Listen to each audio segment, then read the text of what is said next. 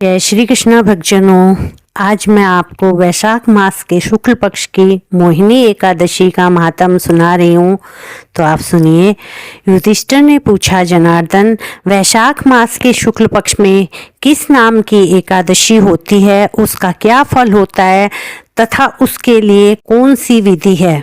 भगवान श्री कृष्ण बोले, महाराज, पूर्व काल में परम बुद्धिमान श्री रामचंद्र जी ने महर्षि वशिष्ठ से यही बात पूछी थी जिसे आज तुम मुझसे पूछ रहे हो। श्री राम ने कहा, भगवान, जो समस्त पापों का क्षय तथा सब प्रकार के दुखों का निवारण करने वाला व्रतों में उत्तम व्रत हो, उसे मैं सुनना चाहता हूँ। वशिष्ठ जी बोले, श्री राम, तुमने बहुत उत्तम बात पूछी है। मनुष्य तुम्हारा नाम लेने से ही सब पापों से शुद्ध हो जाता है, तथापि लोगों के हित की इच्छा से मैं पवित्रों में पवित्र उत्तम व्रत का वर्णन करूंगा। वैशाख मास के शुक्ल पक्ष में जो एकादशी होती है उसका नाम मोहिनी है। वह सब पापों को हरने वाले और उत्तम है। उस व्रत के प्रभाव से मनुष्य मोह जाल तथा पातक समूह से छुटकारा पा जाते हैं। सरस्वती नदी के रमणीक तट पर भद्रावती नाम की सुंदर नगरी है। वहाँ धृतिमान नामक राजा, जो चंद्रवंश में उत्पन्न और सत्य प्रतिज्ञ थे, राज्य करते थे। उसी नगर में एक वैश्य रहता था जो धन धान्य से परिपूर्ण और समृद्धशाली था। उसका नाम था धनपाल। वह सदा पुण्य कर्म में ही लगा रहता था। दूसरों के लिए पोसाला, कुआं, मठ, बगीचा, पोखर और घर बनवाया करता था। भगवान श्री विष्णु की भक्ति में उसका हार्दिक अनुराग था। वह सदा शांत रहता था। उसके 5 पुत्र थे, सुमना, धृतिमान, मेधावी, सुकृत तथा दृष्ट बुद्धि। दृष्ट बुद्धि 5वां था। वह सदा बड़े बड़े पापों में ही संलग्न रहता था। जुए और दुर्व्यसनों में उसकी बड़ी आसक्ति थी। वह वेश्याओं से मिलने के लिए लालायित रहता था। उसकी बुद्धि न तो देवताओं के पूजन में लगती थी और न पितरों और ब्राह्मणों के सत्कार्य में।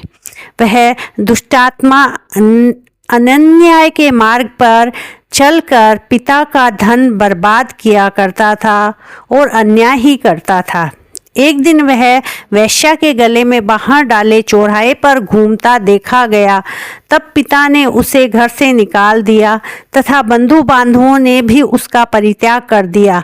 अब वह दिन रात दुख और शोक में डूबा तथा कष्ट पर कष्ट उठाता हुआ इधर उधर भटकने लगा। एक दिन किसी पुण्य के उदय होने से वह महर्षि कौंडिन्य के आश्रम पर जा पहुंचा। वैशाख का महीना था।